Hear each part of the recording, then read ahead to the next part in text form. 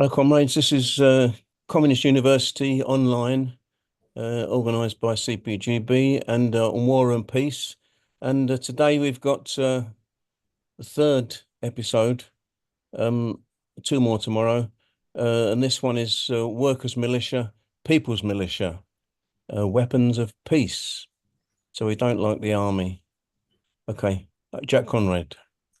Well, we like armies of the people, and we like armies. I'm just going to adjust my video settings again. Always show, turn off my own self view. Apologies for this.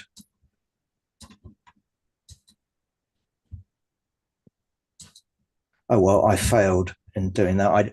At the moment, I'm looking at my ugly mug, and it's most off-putting talking to myself as opposed to rows of people or Stan or whatever. Anyway, I'm gonna have to talk to myself. Okay, to begin with, I just thought I would quote an article, a recent article in or on the anti-capitalist resistance website. This is the Fourth International in Britain, the Mandelites, and the comrades there were looking forward to a new broad party. Yes, you've heard it before, Socialist Alliance, Respect, Left Unity, you name it. We've been there, done it. And what the comrade is saying is, well, our new broad left party, it's got to avoid some of the mistakes of previous attempts. We can't have it like we had it, for example, last time round in Left Unity. I don't know if anyone was involved, but it began with thousands of people sponsored by the great and the good of the left. And what our friend Dave says is, well, we can't have these crazies getting up again and bunging in front of our conferences things like the militia question. We don't want any of that. I'm not in favor of censorship, he says, but we've got to find ways of silencing or marginalizing these voices. And for me, I just find it somewhat surreal when I read stuff like that or hear stuff like that. I precisely remember, I don't remember Dave, I don't know Dave Kellaway from Adam, to tell the truth. But either way, he wasn't alone in Left Unity, or for that matter, Respect, or for that matter, Labour Left Alliance, or for that matter, Socialist Alliance. One of the comrades from the CPGB would get up and move a motion on the question of abolishing the standing army and replacing it with a people's militia. And they would be titters, there would be mocking laughter, speakers to the extent that they could be bothered to counter our crazy talk, would tell the assembled audience what they knew already. This was way beyond the pale. And I do recall that one of our comrades interviewed that gallant fighter, the General Secretary of the Communist Party of Britain, the Morning Stars Party, and asked him, well, what do you think about the militia question? And he said, well, that's a crazy idea, echoing our friend Dave Calloway. If you raise the militia question, MI5 will be around knocking at your door, so we need to keep quiet on that question. We can't have anything to do with that. And indeed, our gallant fighter actually issued an instruction to his organization banning them from any public mention of arms. And quite frankly, I just, as I say, I find that somewhat stunning, because all we need to do is go back and look at the history of bourgeois radicals, not working class socialist radicals, bourgeois radicals. Machiavelli of Florence comes to mind, the author of The Prince. He's less well known, but he's got books on it. The question of the militia. He actually not only have got books on it, he was one of the organizers of the Florentine militia, which, having experienced the dubious services of professional mercenary soldiers in the defense, or maybe advancing the aims of the Florentine Republic, they proved to be useless. This was our Nicolai's experience, and he was put in charge of organizing in Florence a popular militia. And if you look at Machiavelli's writings, it's true. And I'm not going to go there and discuss the ancient world. He bases his idea not only on practical experience of Florence. He looks back romantically, maybe, to the first Roman Republic, before it became an empire, and says, well, Rome became a fearsome military machine because of its militia system. Either way, Machiavelli's ideas spread throughout Europe. They go over the Atlantic, and basically they are considered common sense but by the Americans, by the American bourgeois revolutionaries, who also quote as justification in terms of organizing their own militia, in terms of when it comes to their constitution, rejecting the idea of a standing, that they quote the Magna Carta. So we're way back, in way before, any bourgeois republic, we're into even feudal ideas. Either way, I've just been reading, I can't remember exactly why, not for this session, but I was reading Immanuel Kant and his pamphlet, I think written towards the end of his life. But anyway, Perpetual Peace, a philosophical sketch, that's dated 1795. I've never read it before. It's an easy read. It's a slim little volume. And I was struck by two things.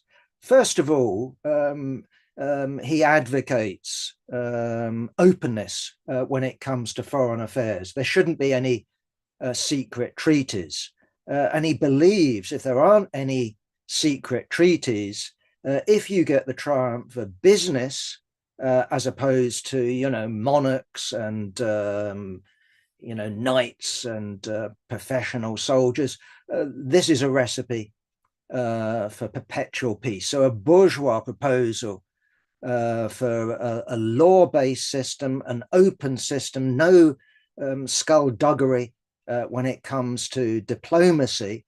And his other proposal to back that up is the idea of abolishing the standing army, you've guessed it, and replacing the standing army with the people armed, with a popular militia.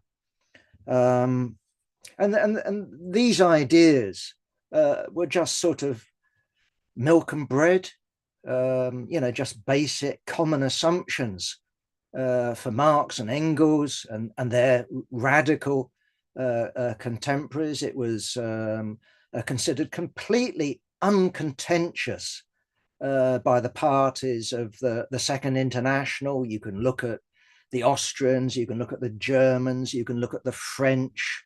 I don't know of any exceptions when it comes to the Second International, which too many comrades on the left tend to, talk about the Second International with a sneer. I'm not one of them. And even our gallant Labour Party in Britain, if we look at its first manifesto, what do you find?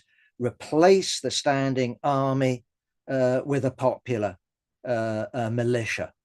And again, looking back to German social democracy, for example, Engels, with the encouragement of the comrades of the German social democracy, published a pamphlet called Can Europe Disarm? And this was written and published, as the work of a military expert. One of Engels's nicknames was the General, and he was basically writing not as a this is how he was going to project his idea, not as a revolutionary firebrand, but someone looking at the pros and cons of various military systems, looking at the rising tensions in Europe, basically saying that if the militarization of Europe continues, this will be a disaster. So what's the alternative? And he puts forward the idea of introducing stage by stage in every country the militia system. And he says, well, militias aren't very good when it comes to distant wars. Good thing. They're not very good when it comes to invading foreign territory. Good thing.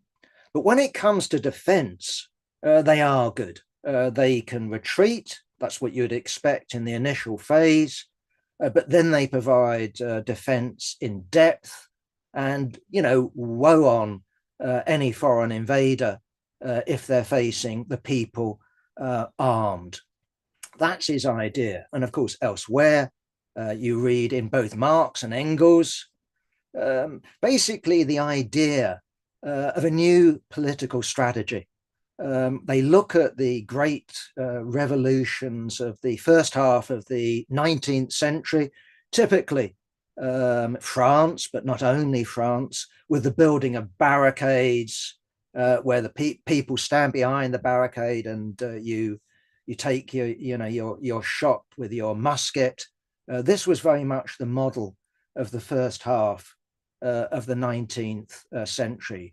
Engels and any military commentator would tell you that once you introduce, cannons into that formula, that form of fighting becomes somewhat problematic because instead of confronting you with troops coming in with their muskets, and there you are, you're protected behind the barricade.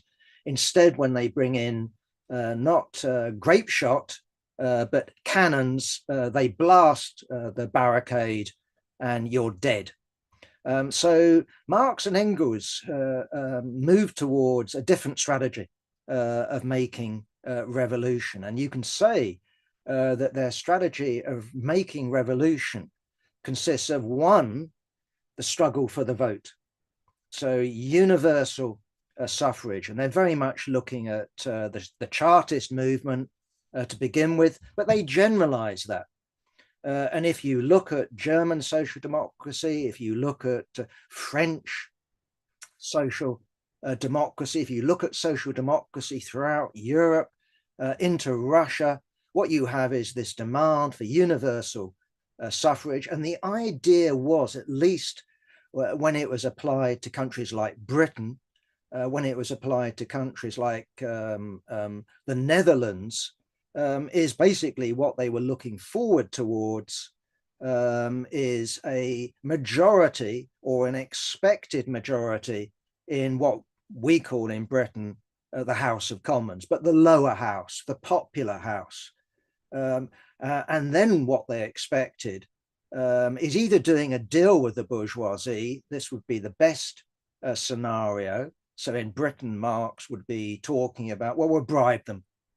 We'll give them a pension. If they don't rebel, they can, go off and, have a reasonable life into old age. But also that went hand in hand, and this is important because you could say, well, that's just, delusional. Ruling classes don't tend to give up if you offer them even a fat pension. Being a ruling class, comes with all manner of perks. So they're very unlikely actually to give up. So you have the other aspect of the Marx-Engels strategy, and I've already referred to it, and that is the popular militia. And to begin with, of course, this is a replacement of the standing army. This isn't socialism. This is an army of the sort that you can see in Switzerland today. So you have a few professional soldiers, usually there for instruction purposes. But once you reach a certain age, 18, 20, 21, or whatever it is, you automatically join the popular militia. There might well be, space for conscientious objectors. Okay, fair enough. But the expectation is that the population joins the militia, and every year, every 6 months, they go on refresher courses to keep up with the latest technology, keep themselves fit and all the rest of it. And in Switzerland, at least it was a regulation. I mean, I've actually got people I know in Switzerland. I ought to check with them. But it certainly used to be the case that every adult, I think up to 50, every adult male, although I think that now includes females, would have to have somewhere in their house locked, but their automatic machine gun. This was a legal requirement. You had to keep it in good order, and you had to be ready for the call. So the Marx-Engels idea is that if our ruling class decide to organize what they called, given their particular history, a slave owners rebellion, what you then do, what you then expect is the popular militia, the popular army, to turn around and say, well, we're not obeying any of your orders. And even if you have officers, from the bourgeoisie who identify with the bourgeoisie, given the nature of the armed people and the growth, of course, of a mass communist party, a mass social democratic party, then that popular militia rebels. Either they arrest their officers, or if they're feeling a bit more bloody, they line them up and shoot them.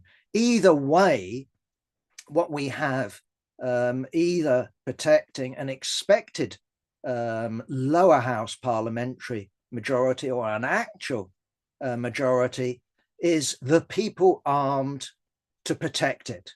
They will protect our government, our expected government, or our actual government. That is Marx-Engels' strategy, as I said, that was adopted across Europe by the parties of social democracy.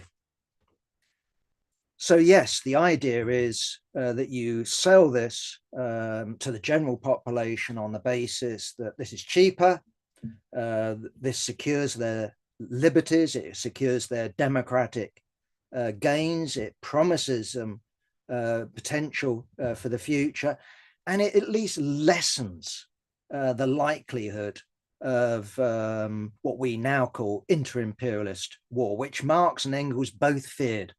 If you look at their last joint preface to the Communist Manifesto, I think, if I'm not mistaken, it was written together in 1882. It was a preface for the Russian translation of the Communist Manifesto. And in that, they not only predicted the Russian Revolution, well, who couldn't predict that? Everyone knew it was coming at some point. But also what they did is issue a warning about the cause of socialism being derailed or delayed by the outbreak of a general European war. And they talked in that preface about millions dying. And although in the course of that struggle, crowns will fall, the cause of socialism would be very badly damaged, and we need to avoid such an outcome. Well, we didn't avoid that outcome. Millions did die, crowns did fall, and the only revolution that was successful, the only revolution that survived, of course, was the Russian Revolution. This was working class power carried out by a minority in Russia in terms of the proletariat. Of course, it had the support initially of the peasantry, but the crucial question isn't so much the internal class balance, it's the fact that it was left isolated internationally. The Bolshevik strategy was always one of world revolution. If you look at their program, it's for Russia sparking the European socialist revolution. What they envisaged in terms of Russia was a peculiar sort of what they called bourgeois revolution, but a bourgeois revolution that doesn't put the bourgeoisie in power, but puts the proletariat aligned with the peasantry, the revolutionary dictatorship, the rule of the workers and peasants. And it would be this regime that acts as the spark and the aid of the European socialist revolution, which then comes to the rescue backward Russia. So, just turning to Russia itself, the demand People's Militia was there. Of course, it wasn't realized before the October Revolution, but it was realized in part before the October Revolution. It was realized in part in the form of the Bolsheviks winning over regiments and battalions in the Tsarist army. It was realized in part by military units such as the fleet in Kronstadt, saying we only accept orders if jointly signed with the Petrograd Soviet. But it was also partially realized in the form of the Red Guards. And in the course of 1917, in factories and other such workplaces, the workers organized their own replacement, crucially to the police force, because the first target of the February Revolution on the streets was the hunt for the hated police force. The police were swept away. And of course, you can imagine the situation in terms of, drinking, looting. And it was the Red Guards that restored order, but it was our order. And if you look at October itself, the Red Guards played a leading role in the sweeping aside. It wasn't particularly dramatic. I think Trotsky described it more accurately than the wonderful Eisenstein film or a wonderful account in 10 Days That Shook the World by John Rhee. It was much more like, he said, Trotsky, changing the guard. Petrograd Soviet, the Revolutionary Military Commission, it issued the instruction to get rid of these people. The troops come in with the Red Guard, get lost, and they just scuttle out. That's the reality. Moscow was different. Either way, the point is there that you had a workers' militia. And what I really wanted to stress here is, if you look at Lenin, just as an indication, in the summer of 1917, he wants to redraft the Bolshevik RSDLP program. He wants to include the Soviets in it. He wants to include a passage on imperialism. But also what he says is the Red Guards are our gateway into the popular militia. He doesn't abandon the popular militia. He doesn't counterpose the popular militia to the Red Guards. The Red Guards are seen as the first step to realizing the common program, not only, as I've argued, of European and global social democracy, but the radical democratic program of Machiavelli, the American Revolution. Anybody who's for democracy or liberty, to use a bourgeois phrase, is against the standing army. We are against not armies, we're against the standing army. We're against the professional army, the army that's isolated from the people. Now we can go into, worth going into, what actually happened in Russia, because when the first head of the Red Army, not Trotsky, was fighting the forces of the Whites, our Red Guards, our Red Army didn't do a good job at all. It wasn't tough.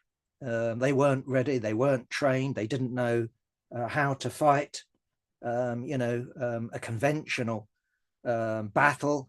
And it was Trotsky that came in, and basically what he did, he introduced a peasant army headed by former, incredible controversy, former Tsarist officers, but with the crucial question next to them, countersigning every order, really being in charge over them. You had this system of commissars, and of course headed, the people who headed the army was Trotsky, Minister of War, who was subordinate to the Central Committee and the political committee of the Russian Communist Party. So you had this peculiar hybrid army which won over the whites and won over the armies of intervention. How many armies of intervention? I don't know. Is it 13, 14? Britain, America, Japan?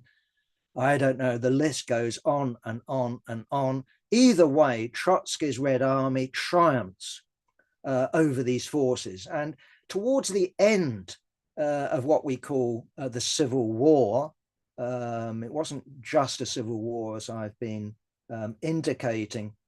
He actually writes to the Central Committee and says, well, do you think it's time for us, given that we're sort of winning and we're on the cusp of, just tidying up, that we go for what we really want, and that's a militia system. The comrades go, well, maybe, but not yet. And really, in all honesty, of course, that question wasn't ever seriously revisited. But the reason I bring it up is it shows you how internalized the idea of the popular militia, the people's militia was. The idea of going for that system wasn't controversial. It was just looking at Soviet Russia's isolated position, the danger of German intervention, the danger of French intervention, above all, the danger of British intervention, led them to say, we're just not in those conditions. And so at the moment, I'm going to deal, I think, with Russia as, well, this particular practice doesn't prove that the militia is the wrong demand. It's simply an adaptation to the peculiar isolated conditions that unfortunately happened with the Russian Revolution. And I'm not going to go into the nature of the Soviet Union, degenerate workers' state, 29, state capitalism, and all the rest of it. Just to illustrate the point, though, that the militia wasn't controversial. It was something they all aspired to, like the idea of socialism, like the idea of democracy, but just not now, comrades. Well, when we look at that history and compare it with today, unfortunately, as I've already indicated, it's not just our friend Dave Calloway that titters when it comes to the popular militia. It's something you find across the board. I've already illustrated that, with the CPB, with Respect, with Left Unity, Labour Left Alliance. I can't think of an exception, to tell the truth. It's viewed as mad across the board. And if it isn't viewed as mad, what we get is this peculiar idea, which I think, I'm not sure, but I think comes from the so-called transitional method. And what it says is you begin with spontaneity, typically a strike, and certainly in American conditions. And you can look at the general strike, for example, in Britain and see similar things. But in American conditions, what you have is a militant strike, and the bosses had this tendency, in the 20s, 30s, 40s, of unleashing the Pinkertons, armed private thugs, basically. And so what you have with Trotsky and his comrades in the Socialist Workers' Party, James P. Cannon and all the rest of it, is quite rightly, I'm not objecting to it, is what you do in response is you organize workers' defense corps, or whatever name you want to give them. And they either organize in America, for example, where carrying arms is legal, and people, like the Black Panthers would go around with their shotguns or their automatics or whatever it happened to be, and assert their constitutional right to defend themselves. Or if you don't go for guns, you can go for clubs, you can go for staves, you can go with whatever you want. So, for example, in the general strike in Britain, the Communist Party, only a small organization of a few thousand, but very influential, issues a call a year before the strike to prepare for the general strike. Everyone knew it was coming. And what they say is you've got to defend picket lines. You've got to defend our strike. And most successfully, as far as I know, that led to a situation up in Scotland, Methil Fife, where the picket lines were attacked by the police, and the workers responded with their Workers' Defence Corps. Remember the times, this is after World War I, by lining up in military formation, armed with clubs, headed by, believe it or not, a guy on a white horse with a British Army helmet, who was a member, apparently, I didn't know it still existed, but hey, of the Social Democratic Federation. And once the police saw, there was 400 members of the Workers' Defence Corps. Apparently, once the police saw this military formation headed by our comrade in the SDF on his white horse, they decided better when it came to launching any further attacks. But the point I'm making here is with the Trotskyist comrades, that has been turned into, at least by some, as the alternative for raising the constitutional demand for a popular militia. Because a popular militia, which I readily admit, to begin with, is within capitalism. It's a so-called bourgeois demand. I readily admit that. Going back, as I've argued, to Machiavelli, the American Revolution, Immanuel Kant, etc. This is not the revolution.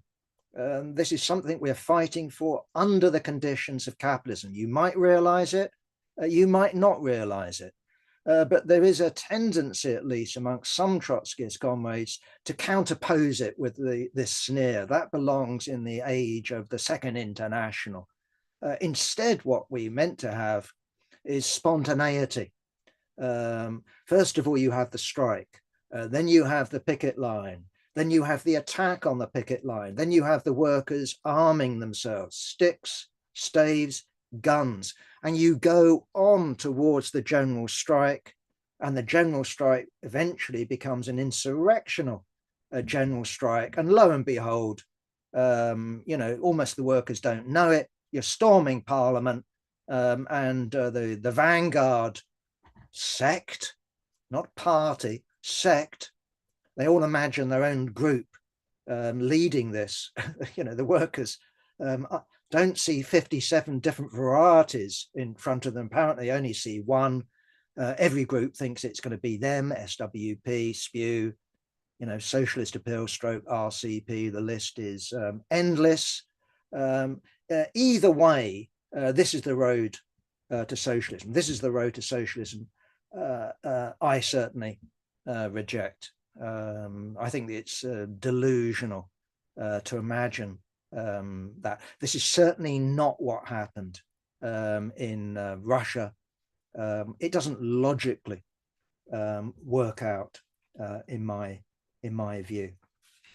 Either way, we have sort of reformist versions of this. So, for example, I can distinctly remember approaching comrades who are now, hopefully, closer to us. I can remember approaching comrades in the conditions of left unity, where we've got this motion ready for People's Militia to get our comrades like Dave Kellaway either sniggering or going, oh my God, we got to get rid of these people. They're just making us look stupid and dangerous, or I don't know what. And anyway, I approached a group of comrades. And I said, well, will you be supporting this motion? It's not controversial.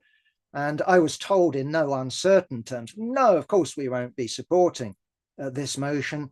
There's no demand out there for it. This is the transitional method. It's where the transitional method ends up in its reformist version. So, for example, if you don't have the demand for socialism out there, you don't raise it. You only raise what's happening out there. So, for example, today in London, there was at least a static demonstration in solidarity with Palestine. You raise Palestine, but that method would lead you to keeping quiet when it comes, at least in my estimate, to the biggest danger of nuclear war, and that's including with Donald Trump. What was it? 2 days away before he's given the nuclear football. It's Ukraine that's the biggest danger of big power war. You keep quiet about Ukraine. Or with some of them, because we actually have substantial demonstrations. Remember Sadiq Khan leading, I don't know how many tens of thousands, but it was tens of thousands through the streets of London. You have some sections of the left, not least our friend, I won't call him comrade, Dave Calloway's mob, who are affiliated to the Ukraine Solidarity Campaign. They tail that. And they say, oh, well, we can support Ukraine in the name of the right of nations to self-determination. We support Palestine under the name of the right of nations to self-determination. They don't notice, I think crazily, that the American government, the British government, the French government, the German government are backing Ukraine and are backing Israel. That actually what's going on in Ukraine isn't simply a struggle for self-determination. Actually, what's going on in Ukraine has got much more in common with Serbia or Belgium, plucky little Belgium, 1914, and all the rest of it. That this actually involves big politics, and you've taken the wrong side. So when they go around in the streets of London, as they've done, headed by the likes of Paul Mason, shouting, arm, arm, arm Ukraine, he's perfectly consistent when he takes this new job, when he calls for 5% of GDP being spent on arms and armies in preparation for fighting the Ruskies. He's perfectly consistent. What isn't consistent is comrades like Dave Calloway, and other affiliates. Used to be, what was it, RS21 was an affiliate. I'm glad they're no longer an affiliate, saying that, well, we don't quite go there with the abolition of the winter fuel payment. You can't have guns and butter. You cannot supply Ukraine with advanced weaponry unless you have an arms industry that's developing those weapons.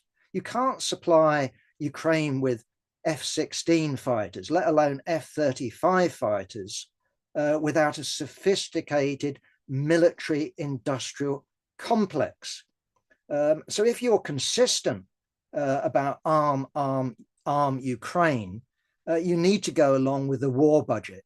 You don't go along with our slogan, quoting Karl Liebknecht, not a penny, not a man. Maybe that was his dad. I think it was even his dad, actually, Wilhelm Liebknecht. Either way, that's our take on it. Now, obviously, we would be in a different position when it came to an actual popular militia. We'd have to look at that in the concrete. And most likely what you would do is abstain on such votes. But remember, what we're talking about isn't the expectation that this Labour government, let alone the last Tory government, would introduce a popular militia system. Remember, there were generals talking about that, but actually the reality was that what they were talking about is an extension of the reserve. What you need for a popular militia is a mass communist party. It's this party that wins that demand. And so again, that would require careful politics, but the idea is there. Just wanted to look at a couple of other misconceptions. I've had arguments, for example, with comrades when it came to redrafting, or maybe it was even drafting our draft program. It's still a draft program because we have no communist party. This is our contribution to forging communist unity, for example, our draft program.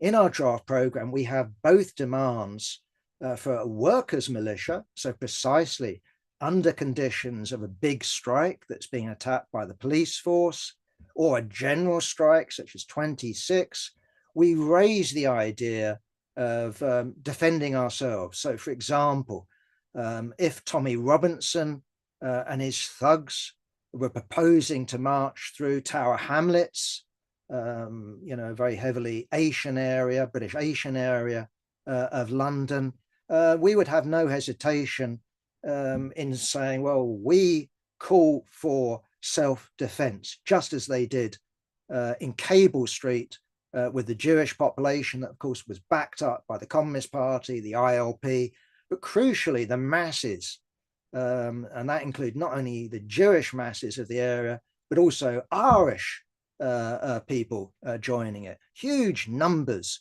confronting not Oswald Mosley's British Union of Fascists, but the Met Police, who were determined to clear the road so that the fascists could march through East End of London.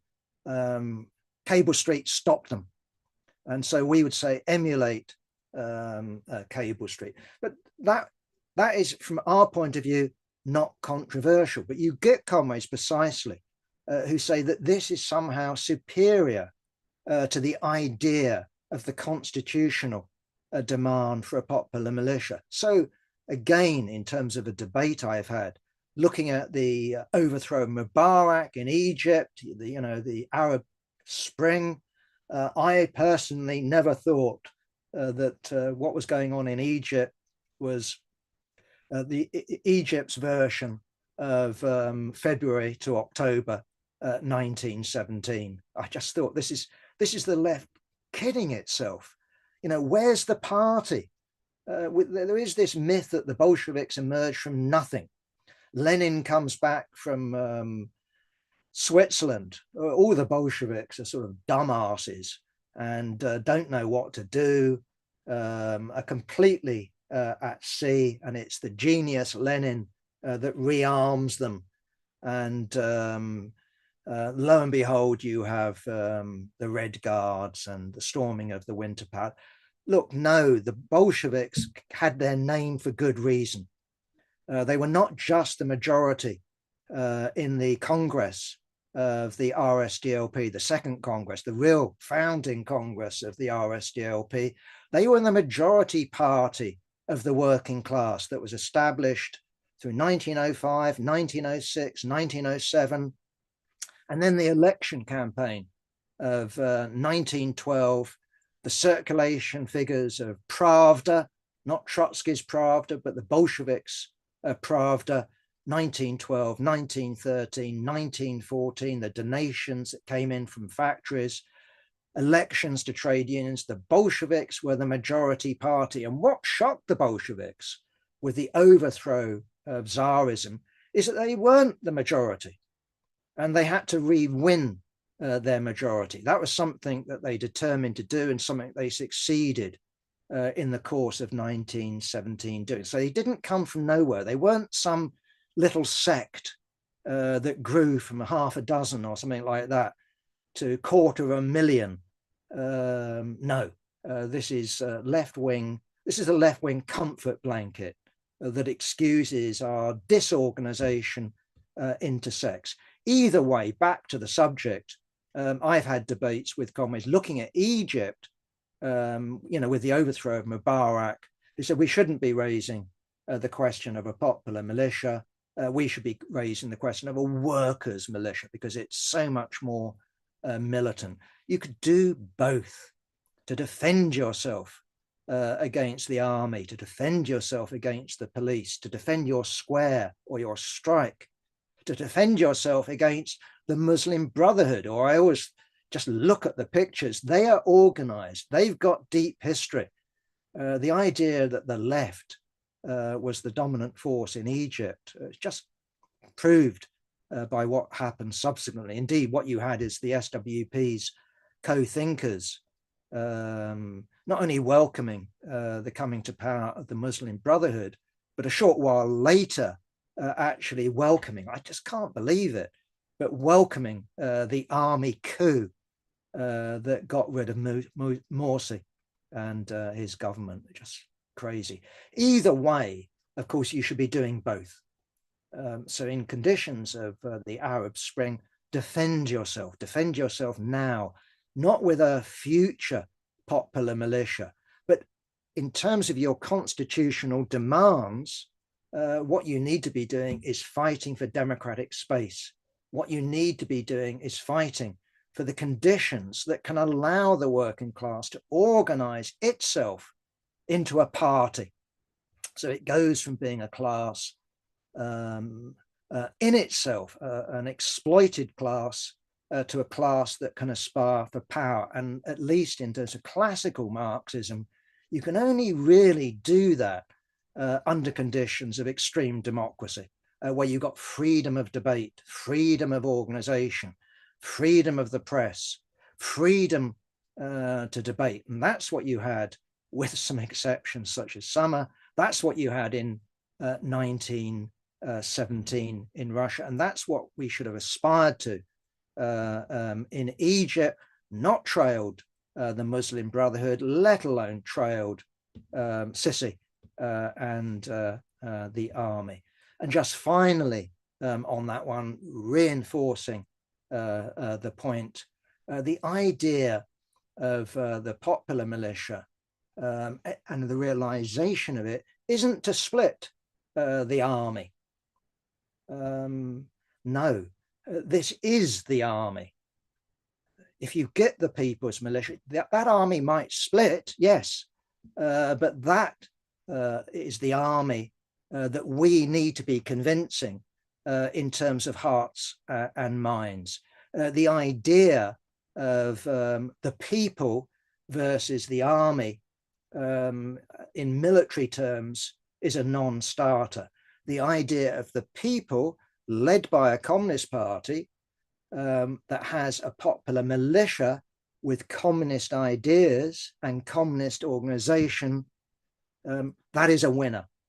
And that is the Marx Engels strategy that we need to repopularize, rearm ourselves with. So our program, our draft program, is quite clear about both supporting self-defense in the form of pickets in terms of defense against fascists, but also clear about our strategic goal of the armed people and fighting for a communist majority in the House of Commons.